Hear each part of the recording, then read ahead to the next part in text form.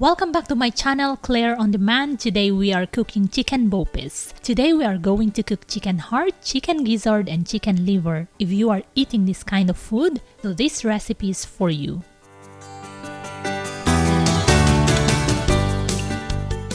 I've included a full list of ingredients in this video so that it will be easier for you to gather all the ingredients that you need. You can pause this video and take a screenshot if that would be easier for you. As you can see, the main ingredients are chicken gizzard, chicken liver, and chicken heart.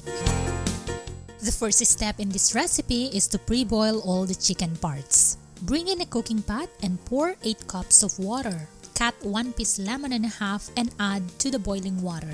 Then add 1 teaspoon of peppercorns and 1 tablespoon of salt. Let it boil for about 5 minutes so that the flavor of the lemon and peppercorns emits to the water. Now add in the 2 pounds of chicken gizzard and 2 pounds of chicken heart. Let it boil for about 30 minutes. This way we are eliminating any smell from the chicken parts, and we are also eliminating blood that is stored inside the chicken parts. Stir once in a while and check especially the chicken gizzard if it's already softened. Using a colander, drain the chicken parts and wash with cold water.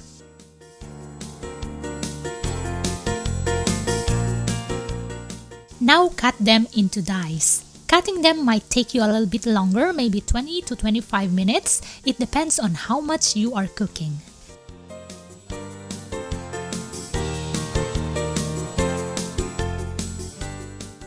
Now we're ready to cook. Bring in a pan and pour 2 tablespoons of olive oil or cooking oil.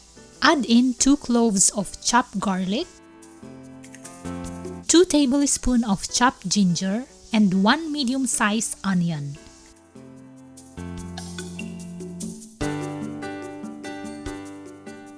Then add in 1 piece of Roma tomato cut into cubes and 1/2 teaspoon of ground pepper.